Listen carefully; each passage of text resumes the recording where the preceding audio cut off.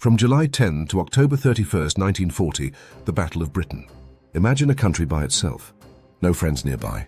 A kingdom bruised yet unbroken. 20 miles across the English Channel lies one of the most potent war machines the world has ever seen. It is 1940. Europe is gone. France is under German control. Thunderous across the continent, the Nazi war machine rolls. Hitler now turns his attention to the final barrier in his way: Great Britain. What comes next is not only another campaign, it is a new era. It became the first significant military campaign in history fought totally in the skies. It's a fight of wills, creativity, bravery, and survival, as much as it's a fight of planes. The Battle of Britain is told here. Britain's path. Beginning in the debris-strewn aftermath of World War I, we can better understand the Battle of Britain. Defeated, humiliated, and financially devastated, Germany was ready for extreme transformation. Adolf Hitler came to power in 1933 and within a few short years turned Germany from a shattered republic into a military powerhouse. Hitler invaded Poland in 1939, therefore starting World War II. Though they declared war, Britain and France's attempts could not halt the blitzkrieg. Within weeks, Poland collapsed, followed by Norway, Denmark, Belgium, the Netherlands, and finally France. By June 1940, Britain stood alone. Operation Sea Lion. Hitler was sure the British would sue for peace. Hitler called for a new strategy. Then Prime Minister Winston Churchill promised to battle on the beaches, in the fields, and the streets. Sea Lion Operation. Germany's attack on Britain. There was a catch, though. The Royal Navy still ruled the seas. Thus, before German soldiers could arrive, the Luftwaffe, Germany's air force, had to achieve air superiority over the Royal Air Force, RAF. The invasion could start only then. Thus began the most pivotal aerial battle in history. Their forces. Let us contrast the two sides. The Luftwaffe, about 2,600 planes. Main fighters, Bf-109 and Bf-110, Messerschmitt Heinkel, He-11, Dornier Do-17, Junkers Ju-88 bombers under the command of Hermann Göring, UK, the RAF Fighter Command. About 600 fighters at the beginning main planes, Hawker Hurricane and Supermarine Spitfire, under the command of Air Chief Marshal Hugh Dowding. Though outnumbered, the RAF had benefits including home field logistics and radar, which was then revolutionary. Every downed British pilot could go back to work. Every downed German pilot became a POW. Most crucially, they were battling for their houses. Stage 1. The Channel attacks. From July 10 to August 11th, the skies over southern England came alive on July 10, 1940. Aiming to draw out the RAF and exhaust its resources, the Luftwaffe began by striking ports along the English Channel and shipping convoys. Fast, lethal, and unrelenting, these early dogfights were. From concealed airfields, British pilots scrambled in tiny groups. Outnumbered and sometimes flying several missions a day, they depended on ingenuity, cooperation, and the tenacity of their Spitfires and Hurricanes. Though losses were rising, the RAF remained steadfast. Stage 2. Airfield attacks, August 12th to 23rd. Frustrated by the slow pace of change, the Luftwaffe changed tactics. The new emphasis was to obliterate the RAF at its core, including airfields, radar stations, and aircraft factories. Dozens of attacks hammered southern England every day. Runways were pockmarked and burned hangars.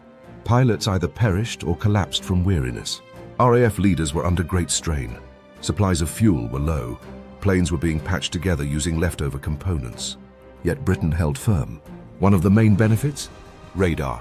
By providing early warning of approaching attacks, British chain-home radar systems enabled Fighter Command to precisely coordinate and guide its squadrons. It was a technology advantage that preserved life. August 13-18, Eagle Day and beyond.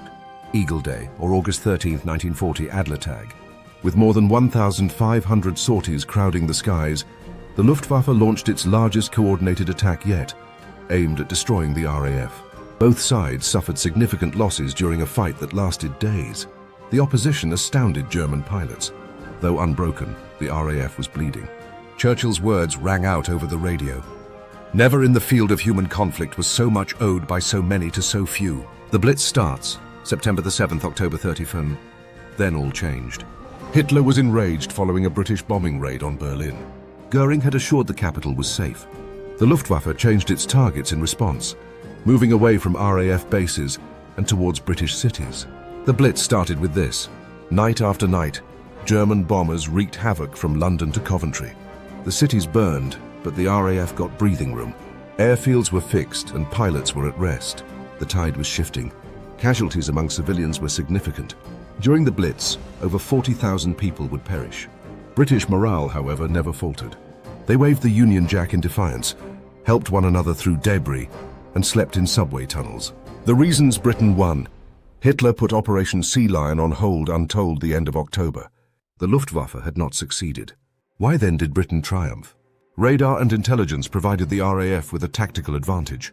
The production of British planes kept pace with losses. Home advantage meant quicker repair and reaction. German errors allowed the RAF to regain its footing by shifting its emphasis to civilian bombing. Lastly, the people's spirit. They would not give in. While the RAF lost 1,744 planes, the Luftwaffe lost 1,977 planes, but they still managed to control the skies. The first Nazi loss of the war was not on land but in the sky. Legacy of the fight. The Battle of Britain was more than simply a military conflict. A defining moment, a turning point showing the Axis was not invincible. Had Britain fallen, D-Day might never have occurred. The United States might have been reluctant to support a doomed cause. Hitler would have reached even more. The world maintained the line, though, as a few pilots, many of whom were no older than college students, gambled everything in those small cockpits. They were not only British. Some came from the United States, Canada, Poland, New Zealand, Czechoslovakia, South Africa, and other countries. They were a small group. More than a conflict of aircraft, the Battle of Britain was a fight for the future. A tribute to the unbreakable human spirit, innovation, leadership, and tenacity. And although towns fell apart, as families grieved, as bombs fell like rain, the skies over England were not those of tyranny, but instead of bravery. Not ever in the field of human conflict. Should you find this video interesting, please remember to like, comment, and subscribe for more thorough investigations of the most crucial World War II events. Enable alerts to ensure you don't miss the following battle in our series. The Battle of Britain was this. This was WW2 Battleground Stories. Thanks for watching, and you enjoyed this video. Please hit the like button and subscribe to our channel.